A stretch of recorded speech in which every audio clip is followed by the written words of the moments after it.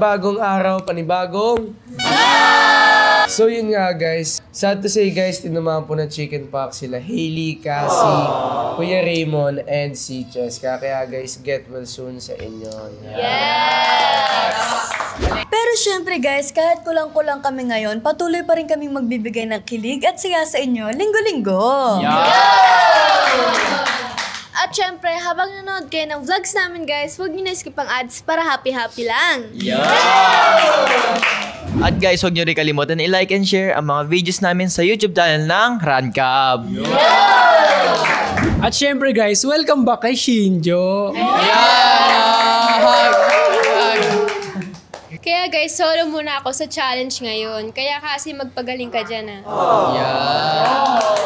Kagaya ni Angel, solo din ako ngayon. Kaya Hailey, magpagaling ka dyan and see you soon.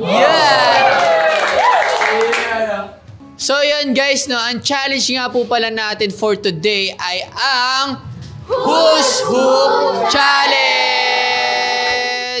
Okay guys, ang mechanics nga po pala natin sa game na to ay napaka-basic lang. So bawat love team po ang isasalang at sasagutin lang nila ang mga katanungan kung para kanino ba ito.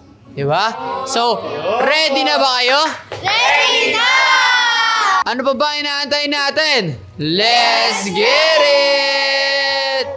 Okay guys, simulan na natin sa Mabersha na sina Maverick at si Kisha. Okay JM, simulan mo na ang mga katanungan. Okay, Maversha, una sa lahat, ready na ba kayo? Syempre, ready na. Yan, okay, dahil dyan, ito ang unang tanong. Sino ang makulit? Ako ang Si Maverick yan, pinakamakulit guys. talaga. Totoo. Lalo na pag nagko-content kami kasi pag nagko-content kami talagang ang kulit-kulit ko eh. Tapos minsan naiirita si Kisha. Like, nandun lang ako, nakatayo lang ako. Tapos lagi siya nagjo-joke, tapos minsan ang corny. Corny ka pala eh, Corny no? pala, Diba? pero makulit talaga Makulit si talaga, Maverick. halata. Ang cute-cute mo eh, no? Okay, dahil dyan, eto na ang pangalawang tanong. Sino ang magaling sumayaw? Yan na. Syempre si Kisha talaga. Pero feel ko lang, mas better yung yung dancing skills ko compared sa kanya. Kasi siya guys, songwriter. Songwriter eh, no? Hindi, pero sa totoo guys, ang galing talaga ni Kisha sumayaw, lalo na pag nag-TikTok kami. Halata naman eh, no? Talaga, Kisha talaga. Kasi ikaw, ang cute mo eh. Cute pa rin talaga. Okay, dahil dyan, ito na ang pangatlong tanong. Ay, ito, maganda to. Sino ang funny kasama? Ay. Sorry guys. Feeling ko talaga siya kasi ang ang ingay niya, tapos ang kulit-kulit niya, ganun lagi siya natawa. Kahit wala naman nakakatawa. Totoo naman sinasabi ni Kisha kasi gano'n naman talaga kami. Lalo na pag magkasama kami. Masaya. Ayan Masayahing tao Ano si masasabi Maverick, mo dun? no? Masayahing tao si Maverick. Sobrang tweet nila, tweet nyo. Ay, dahil dyan, ito na ang pang-apat na katanungan. Ay, sino ang mabilis kumilos? Kumilos. Si Kisha. Feeling ko Si Kisha siya. sa akin. Kasi pag nagko-content kami, mas nauuna pa siya sa akin TikTok, like mag-prepared ng mga tapos ako nag-detach pa ako, ganun. Kaya ayun. Di naman, meron namang time na ako yung minsan mabilis. Pero sa totoo lang, si Kisha talaga. Kasi magpe-prepare pa lang ako, okay na sa kanya eh. Parang baliktad eh, kasi Baliktad nga sila. ako sagot ko dyan, mabilis ako talaga magkilos kasi babae kasi yan, babae. daming tapal-tapal Pero yan. pag lalaki, saglitan lang. Oo, saglitan lang talaga. Pero yun yung sagot nila. Oh, iba si Kisha. Ano? Iba si Kisha. Yan ang cute.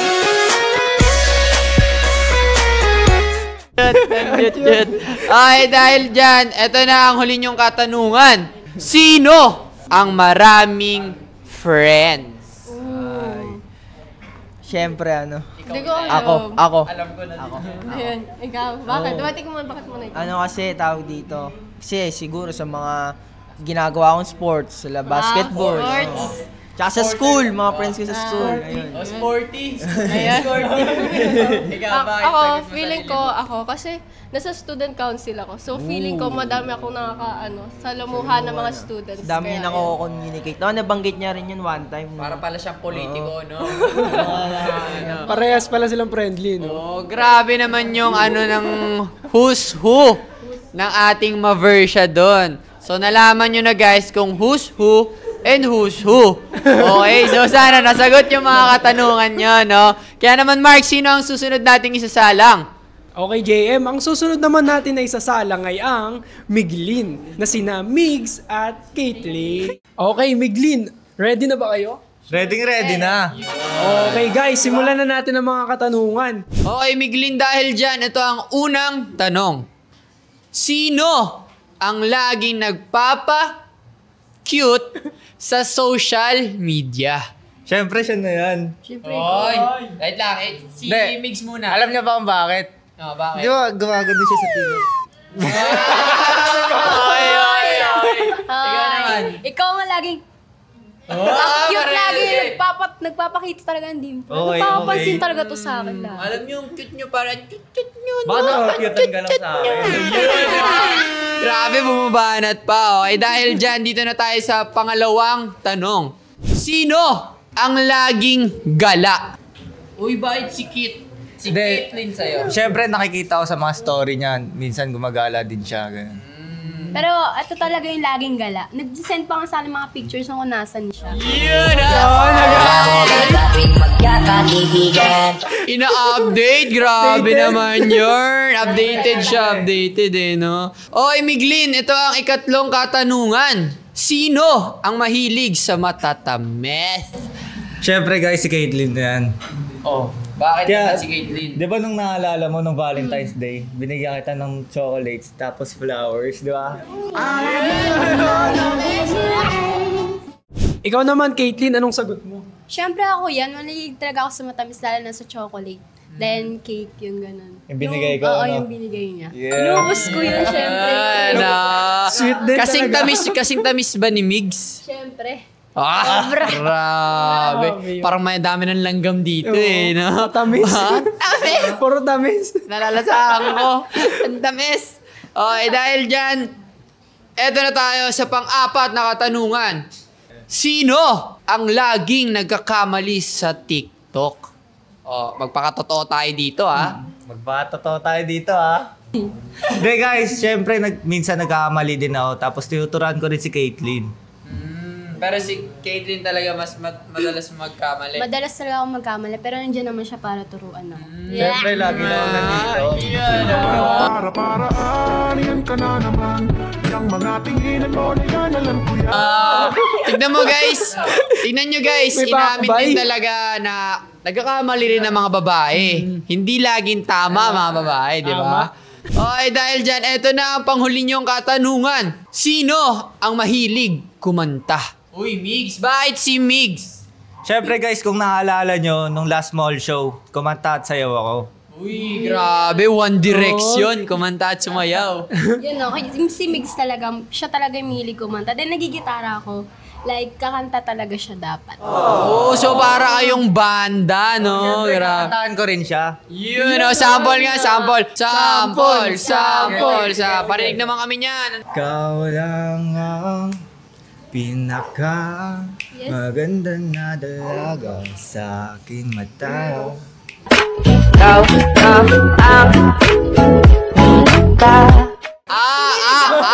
Pakagaling. Akala ko, pata. Okay guys, dahil dyan, dito na po nagtatapos ang Who's Who and Who's Who ng Miglin. So, sana naman nasagot nila ang mga katanungan at nagkaroon kayo ng kaalamanan para sa kanilang dalawa. Yun. So, Mark, sino naman ang susunod natin na isasalang? Okay guys, ang susunod naman natin na isasalang ay ang Cutie Shinsumi na sina Shinjo at Kasumi. Okay guys, nandito na yung Cutie Shinsumi. Ready na ba sa mga katanungan ng Cutie Shinsumi? Siyempre, Ready na. Yan pero syempre guys, dahil nagbabalik na po si Shinjo, syempre nagbabalik na rin ang Cutie Shinzumi. So handa na ba nga kayo? Handa na. Handa na kami. Oy, Shinzumi, ito ang unang tanong. Ay, ano yan? May gusto lang itanong kay Kazumi. Sige. Kazumi, namiss mo ba ako? Tinatanong pa ba yan? Siyempre na-miss kita. Ilang linggo ka ba namang nawala? Wag na ako.